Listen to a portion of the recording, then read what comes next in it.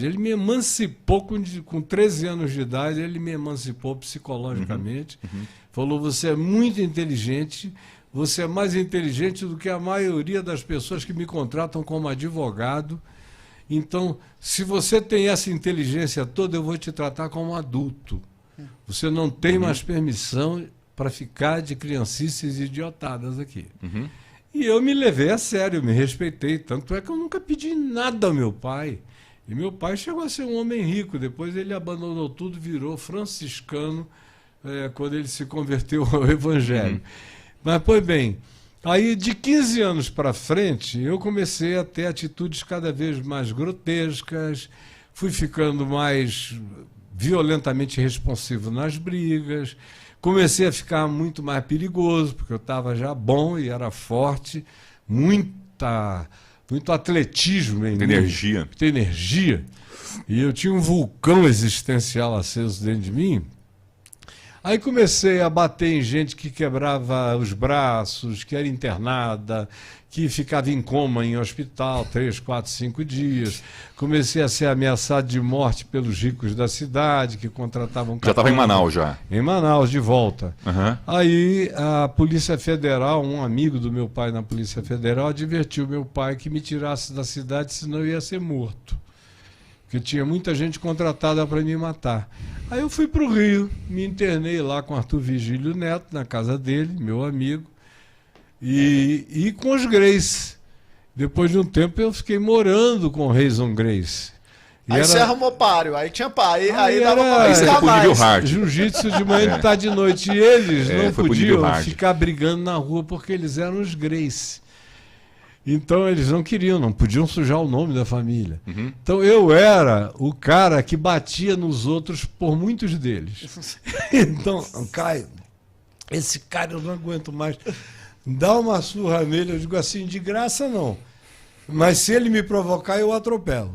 Então aí fiz de tudo, até que eu tive que sair do Rio. Era o auge do golpe militar, nós estávamos no governo Médici. 1970, gente à beça presa, e na Ilha Grande, presos políticos.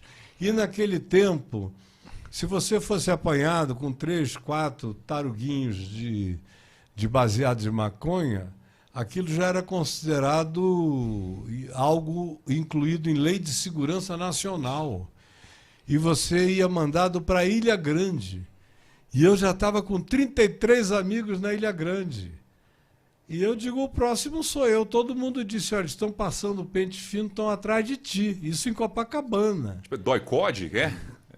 Era tudo isso. Eu fugi muito de polícia do Exército, porque entrava nas boates, arranjava briga lá dentro, batia num monte de gente, aí eles chamavam a PE. Mas no meio dessas brigas não apanhou nenhuma, porque diz que todo brigão acha um. Eu nunca levei uma surra, eu já levei assim, soco no olho que ficou todo inchado. Corte. Mais uma sopa para falar assim, não, essa eu apanhei. Não, eu nunca apanhei na vida, infelizmente. Talvez tivesse sido até bom. Mas nunca. Eu levei paulada que abriu o olho do lado de cá, abriu do lado de cá, feriu do lado de cá, rachou a testa, que até hoje... Mas se o pastor terminou de jeito, o outro lado foi pior. O quê? O outro lado, o adversário, terminou pior. Não, isso que eu estou dizendo. Você precisa ver como o outro ficou. Né? Aí quando você se converteu para valer com 18 anos... Aí eu passei a ser provocado por todo mundo que tinha apanhado e queria bater em mim e ficavam me provocando, dizendo, será que esse cara se converteu mesmo? Então, o maior sacrifício foi não bater em ninguém depois de convertido. E aí também tinha o problema das mulheres, que eu era muito fissurado nelas e elas tinham uma certa afabilidade para comigo, em especial.